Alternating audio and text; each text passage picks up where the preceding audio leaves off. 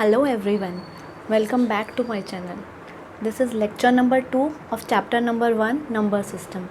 In this video, we are going to discuss how to represent rational and irrational number on number lines, and we will do exercise number 1.2. So let us start. First of all, I will tell you about how to represent rational number on number lines. For example, we are taking a rational number 7/8. आप एक 7/8 number ले रहे हैं, आपको इसको represent करना है number line पर. तो इसके लिए सबसे पहले आप नंबर लाइन ड्रॉ करेंगे.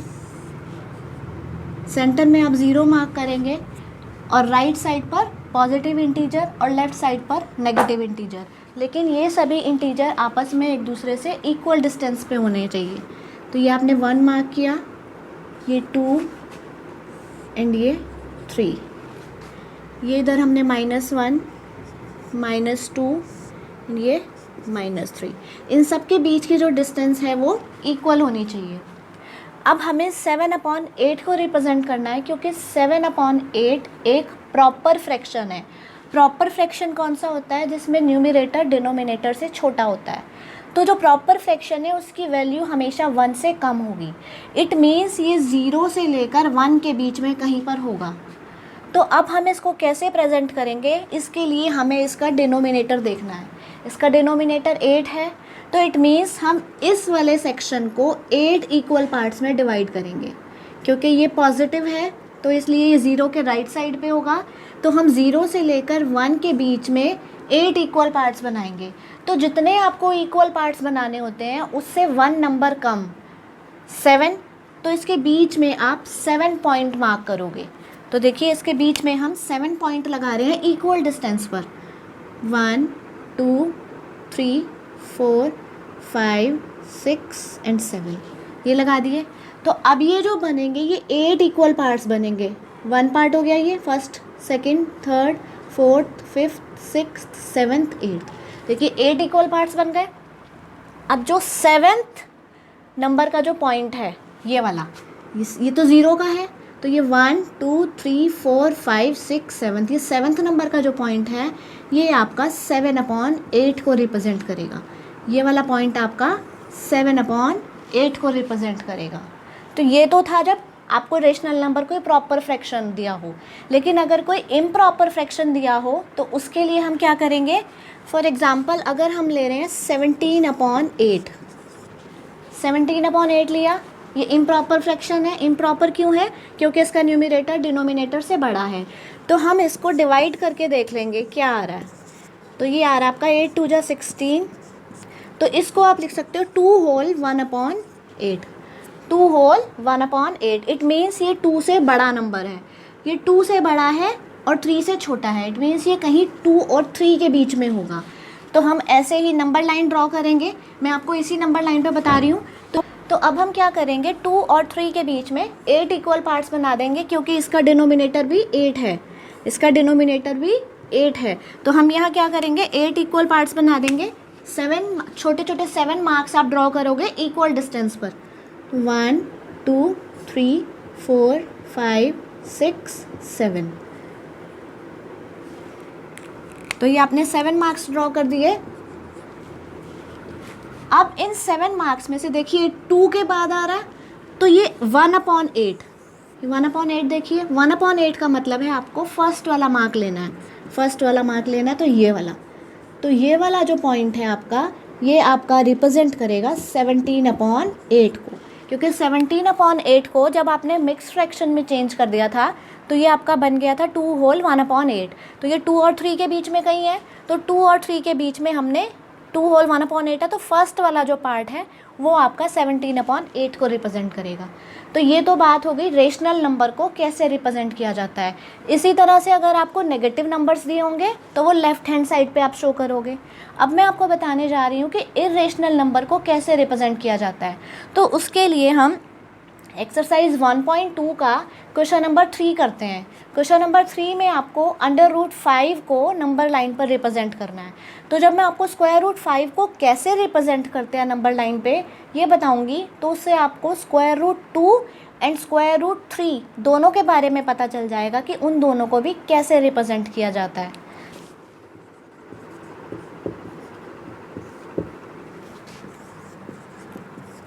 क्वेश्चन नंबर 3 में आपको स्क्वायर रूट ऑफ 5 को नंबर लाइन पर रिप्रेजेंट करना है। तो इसके लिए सबसे पहले आप नंबर लाइन ड्रॉ करेंगे। सेंटर में आपने 0 मार्क किया, फिर आपने 1 2 3, ऐसे ही लेफ्ट हैंड साइड में -1 -2 एंड -3। देखिए अब हम क्या करेंगे, हमें जो ये डिस्टेंस है ये आप यूनिट लेंथ लोगे। यूनिट लेंथ लेने का मतलब है 1 इंच भी ले सकते हो, 1 सेंटीमीटर भी ले सकते हो। तो ये डिस्टेंस आपकी 1 यूनिट है, ठीक है। इस पॉइंट को हम नाम दे देते हैं O और इस पॉइंट को हम नाम दे देते हैं A। अब हम क्या करेंगे, इस पॉइंट पर एक यूनिट लेंथ का परपेंडिकुलर ड्रॉ करेंगे। ये हमने परपेंडिकुलर ड्रॉ किया, इसकी लेंथ कितनी है, इसकी लेंथ है 1 यूनिट। ये यूनिट लेंथ का परपेंडिकुलर ड्रॉ किया आपने पॉइंट ए पर। अब हम पॉइंट ओ और इसको नाम दे दो बी, पॉइंट ओ को पॉइंट बी से ज्वाइन कर देंगे ये। अब देखिए ये डिस्टेंस कितनी आएगी, ये जो ट्रायंगल बना है OAB, ये एक राइट एंगल ट्रायंगल है। इसमें हम लगाएंगे Pythagoras theorem. According to Pythagoras theorem आपके पास बेस कितना है 1 और आपके पास हाइट कितनी है 1। तो आपको हाइपोटेन्यूज निकालना है कि हाइपोटेन्यूज आपका कितना होगा।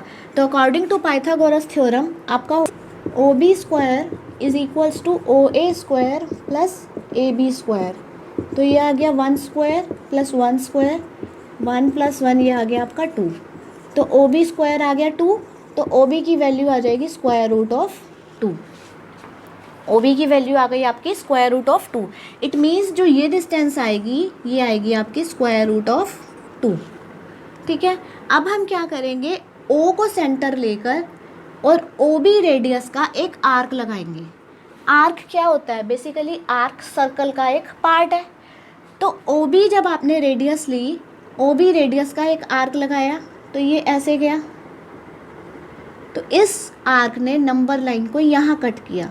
अब देखिए जो OA डिस्टेंस है और डिस्टेंस इसको नाम दे दीजिए C, और जो OC डिस्टेंस है ये दोनों इक्वल होंगी। क्यों, क्योंकि ये एक ही सर्कल की रेडियस है। जो डिस्टेंस OB है और डिस्टेंस OC है ये दोनों इक्वल होंगी क्योंकि ये एक ही सर्कल की रेडियस है। OB आपकी आई थी square root of 2, it means OC भी आपकी होगी स्क्वायर रूट ऑफ 2। तो आपका जो पॉइंट C है ये प्रेजेंट करेगा स्क्वायर रूट ऑफ 2 को। जो आपका पॉइंट C आया ये आपका स्क्वायर रूट ऑफ 2 को प्रेजेंट करेगा। तो it means square root of 2 को अगर आपको नंबर लाइन पे प्रेजेंट करना है तो बस आप इतना ही करके छोड़ दोगे, लेकिन इसके आगे आपको करना है। तो उसके लिए देखिए, अगर आप स्क्वायर रूट ऑफ 3 को नंबर लाइन पे प्रेजेंट करना चाहते हैं तो अब आप क्या करोगे, पहले इतना करोगे, उसके बाद अब पॉइंट B पर एक यूनिट लेंथ का परपेंडिकुलर और ड्रॉ करेंगे। पॉइंट B पर ये हमने यूनिट लेंथ का एक परपेंडिकुलर ड्रॉ कर लिया, ये लेंथ है आपकी 1 यूनिट, ठीक है। और ये अब देखिए ये आपने परपेंडिकुलर ड्रॉ किया, इसको नाम दे दिया आपने D। तो आप अब O और D को ज्वाइन करिए। अब ये फिर से एक राइट एंगल ट्रायंगल बन गया, जहाँ OB आपका बेस बना, DB आपकी हाइट बनी और OD आपका हाइपोटेन्यूस बना। तो अब यहाँ पर OD की वैल्यू हम फिर से पाइथागोरस थ्योरम से निकालेंगे। तो जब हम OD की वैल्यू पाइथागोरस थ्योरम से निकालेंगे तो ये हमारी आएगी स्क्वायर रूट ऑफ 3। OD आ गई आपकी स्क्वायर रूट ऑफ 3। तो अब हम क्या करेंगे, फिर से कंपास में O को सेंटर लेकर OD रेडियस का एक आर्क और लगाएंगे। ये आर्क लगा दिया हमने, इसने यहाँ इस पॉइंट पे कट किया E। अब देखिए जो OE डिस्टेंस है और जो OD डिस्टेंस है ये दोनों इक्वल होंगी क्योंकि ये एक ही सर्कल की रेडियस है, एक ही सर्कल की रेडियस है। तो OD आपकी कितनी थी स्क्वायर रूट ऑफ 3, तो OE भी आपकी कितनी आएगी square root of 3। It means जो पॉइंट E है ये प्रेजेंट करेगा स्क्वायर रूट ऑफ 3 को। तो अगर आपको स्क्वायर रूट ऑफ 3 को नंबर लाइन पे प्रेजेंट करना हो तो आप यहाँ तक कर छोड़ देंगे, लेकिन अगर आपको स्क्वायर रूट ऑफ 5 को रिप्रेजेंट करना है तो उसके लिए आपको इसी तरह से स्क्वायर रूट ऑफ 4 को रिप्रेजेंट करना पड़ेगा, फिर हम स्क्वायर रूट ऑफ 5 को रिप्रेजेंट करेंगे। स्क्वायर रूट ऑफ 4 2 के इक्वल होता है, लेकिन हमें स्क्वायर रूट ऑफ 5 को रिप्रेजेंट करने के लिए वो भी बनाना पड़ेगा। तो अब हम क्या करेंगे, सेम यही प्रोसेस, इस पॉइंट डी पर एक यूनिट लेंथ का परपेंडिकुलर फिर से ड्रॉ कर देंगे। तो ये हमने एक यूनिट लेंथ का परपेंडिकुलर यहाँ फिर से ड्रॉ कर दिया। ये 1 यूनिट है। 1 यूनिट का मतलब आप 1 इंच या 1 सेंटीमीटर कुछ भी ले सकते हो, लेकिन जो आपने यहाँ लिया है वही आपको हर जगह लेना है। अगर आप यहाँ 1 इंच ले रहे हो तो ये भी 1 इंच होगा, ये भी 1 इंच और ये भी, ठीक है। उसके बाद इस पॉइंट को हमने ले लिया F। अब हम ज्वाइन करेंगे O और F को। अब ये राइट एंगल ट्रायंगल बन गया। इसमें फिर हम पाइथागोरस थ्योरम लगाएंगे, जहाँ हमारा बेस बना OD, हाइट बनी FD और हाइपोटेन्यूज बना हमारा OF। तो हम इसकी वैल्यू जब पाइथागोरस थ्योरम से निकालेंगे तो ये आपकी आएगी स्क्वायर रूट ऑफ 4। अब हम क्या करेंगे, कंपास में हम OF के इक्वल रेडियस लेंगे और फिर से इस रेडियस का एक आर्क लगाएंगे। तो ये आर्क लगाया हमने, ये आपका कहाँ मिला, 2 पर, क्योंकि स्क्वायर रूट ऑफ 4 2 के इक्वल होता है। तो अब जो ये OF डिस्टेंस आई और आपकी ये जो, इसको नाम दे दो आप G, और जो OG डिस्टेंस आई, ये दोनों इक्वल हैं। OF और OG इक्वल हैं क्योंकि ये एक ही सर्कल की रेडियस है। तो ये तो स्क्वायर रूट ऑफ 4 रिप्रेजेंट कर दिया। अब हमें करना है स्क्वायर रूट ऑफ 5। तो इसके लिए हम क्या करेंगे, फिर से यहाँ पर एक परपेंडिकुलर ड्रॉ करेंगे 1 यूनिट लेंथ का। ये 1 यूनिट लेंथ का हमने एक परपेंडिकुलर और ड्रॉ किया, इसको नाम दे दो आप H। अब हमने O और H को फिर से ज्वाइन कर दिया, ये कर दिया। अब देखिए ये फिर से एक राइट एंगल ट्रायंगल बन गया। इसमें बेस है आपका OF, हाइट है आपकी HF, आपको निकालना है OH जो आपका हाइपोटेन्यूस है। तो इसकी वैल्यू आएगी स्क्वायर रूट ऑफ 5। अब पाइथागोरस थ्योरम से जब कैलकुलेट करोगे तो इसकी वैल्यू आएगी स्क्वायर रूट ऑफ 5। अब फिर से हमें क्या करना है, कंपास में O को सेंटर मान के OH रेडियस का एक आर्क लगाना है, और ये आर्क नंबर लाइन को कहीं यहाँ पे कट करेगा। इसका नाम ले लो I, इस पॉइंट का नाम ले लो आप I। अब देखिए जो OH डिस्टेंस है और OI डिस्टेंस है ये इक्वल होगी क्योंकि ये एक ही सर्कल की रेडियस है। इट मीन्स आपकी OH स्क्वायर रूट ऑफ 5 के इक्वल थी, तो OI भी आपकी स्क्वायर रूट ऑफ 5 के इक्वल होगी। तो आपका जो ये पॉइंट आया I, ये आपका स्क्वायर रूट ऑफ 5 को प्रेजेंट करेगा। तो इस तरह से आपको स्क्वायर रूट ऑफ 2 भी बताया, स्क्वायर रूट ऑफ 3 और स्क्वायर रूट ऑफ 5। अगर आपको 2 रिप्रेजेंट करना है तो आप यहीं तक करके छोड़ देंगे, 3 करना है तो यहाँ तक करेंगे, और आपको 5 करना है तो ये पूरा आपको करना पड़ेगा। आई होप आपको ये समझ आएगा। अब हम इसके क्वेश्चन नंबर 1 और 2 पे चलते हैं, एक्सरसाइज 1.2 के। तो क्वेश्चन नंबर 1 में आपको बोला है, in question number 1 state whether the following statements are true और फॉल्स, जस्टिफाई योर आंसर्स। तो इसके फर्स्ट पार्ट में आपको बोला है every irrational numbers is a real number, कि जितने भी इरेशनल नंबर हैं वो रियल नंबर होंगे। तो ये बिल्कुल ट्रू है, क्योंकि जो रियल नंबर है वो कलेक्शन है रेशनल और इरेशनल का। तो सभी रेशनल नंबर भी आपके रियल नंबर हैं और सभी इरेशनल नंबर भी आपके रियल नंबर हैं। तो इसका आंसर होगा आपका ट्रू। इसके सेकंड पार्ट में देखते हैं, सेकंड पार्ट में आपको बोला है every point on the number line is of the form square root of m where m is a natural number. देखिए आपको बोला है कि नंबर लाइन के ऊपर जितने भी पॉइंट हैं ये स्क्वायर रूट ऑफ m के फॉर्म के हैं, जहाँ पर m एक नेचुरल नंबर है। तो ये 0 1 2 ये आपने नंबर लाइन ड्रॉ कर ली, और आपको ये बोला है जितने भी पॉइंट हैं ये स्क्वायर रूट ऑफ m की फॉर्म के हैं। जैसे ये 2 है, 2 क्या है, स्क्वायर रूट 4 की वैल्यू 2 है। लेकिन आपको एक कंडीशन दी है कि जो m है वो नेचुरल नंबर है। तो ऐसा नहीं हो सकता, क्योंकि नंबर लाइन पर आपके नेगेटिव नंबर भी हैं। जो नेगेटिव नंबर हैं वो स्क्वायर रूट ऑफ m की फॉर्म के नहीं हो सकते, क्योंकि m एक नेचुरल नंबर है। देखिए अगर आप नेचुरल नंबर की मल्टीप्लाई नेचुरल नंबर से करेंगे तो आपको नेचुरल नंबर मिलेगा, लेकिन अब आप जब नेचुरल नंबर का स्क्वायर रूट लोगे तो वो भी आपका नेचुरल नंबर ही होगा। जब आप नेचुरल नंबर का स्क्वायर रूट लोगे तो नेचुरल नंबर ही आएगा, क्योंकि नेचुरल नंबर आपके पॉजिटिव होते हैं। तो नेगेटिव नंबर की मल्टीप्लाई करने पर भी आपको पॉजिटिव मिलेगा। लेकिन आप अगर स्क्वायर रूट ऑफ 4 की वैल्यू निकालोगे तो वो -2 नहीं होगा, क्योंकि यहाँ आपको जो दिया है कि आपका जो m है वो नेचुरल है। m आपका इंटीजर नहीं है, m आपका नेचुरल नंबर है, तो इसलिए इसका आंसर होगा फॉल्स, क्योंकि जो नेगेटिव नंबर हैं वो स्क्वायर रूट ऑफ m की फॉर्म में नहीं आ सकते, क्योंकि m यहाँ एक नेचुरल नंबर है। अब इसके थर्ड पार्ट में देखते हैं, every real number is an irrational number. जितने भी रियल नंबर हैं वो सभी इरेशनल हैं। अब रियल नंबर क्या है? रियल नंबर कलेक्शन है रेशनल एंड इरेशनल नंबर्स का। अब देखिए, जैसे ये 2 है, ये 2 क्या है? 2 आपका रेशनल नंबर है, लेकिन ये इरेशनल तो नहीं है।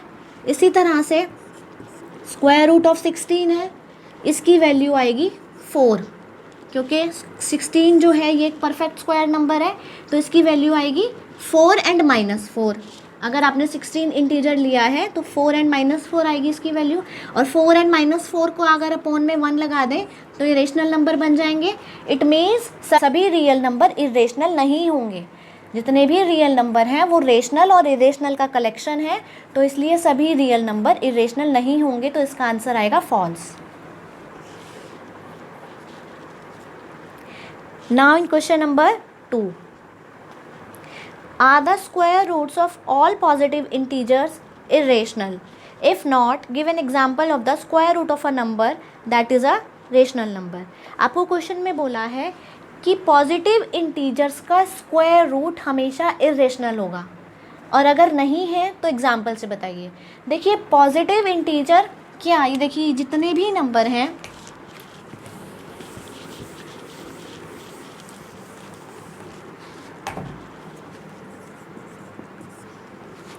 फोर, 16, 5, 7, 8, 9, ये सभी क्या है? पॉजिटिव इंटीजर हैं। आपको क्वेश्चन में बोला है कि सभी पॉजिटिव इंटीजर का स्क्वायर रूट इरेशनल होगा। अब इनका स्क्वायर रूट निकालिए। ये निकाला आपने। अब आपको ये बताना है कि ये सभी नंबर इरेशनल होंगे? नहीं होंगे। क्यों? क्योंकि 4 जो है, स्क्वायर रूट ऑफ 4, इसकी वैल्यू आएगी 2 एंड -2, इसकी वैल्यू आएगी 2 एंड -2। स्क्वायर रूट ऑफ 16 है, इसकी वैल्यू आपकी आएगी 4 एंड -4।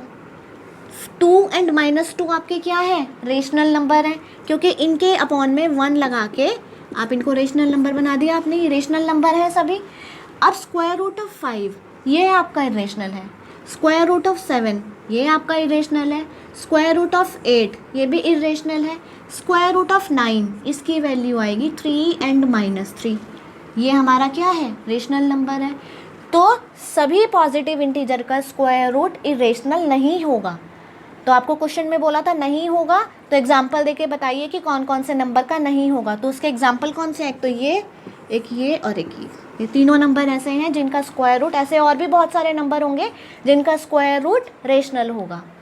तो आई होप आपको समझ आया होगा। तो ये आपकी एक्सरसाइज 1.2 कंप्लीट हो गई आज। अपने नेक्स्ट वीडियो में हम एक्सरसाइज 1.3 के क्वेश्चन करेंगे। अगर आपको ये वीडियो हेल्पफुल लगा हो तो लाइक करिए इसको, चैनल को सब्सक्राइब करिए, वीडियो को शेयर करिए और बेल आइकन को ज़रूर प्रेस करिए, तभी आपको मेरे नए वीडियोज़ की नोटिफिकेशन मिलेगी।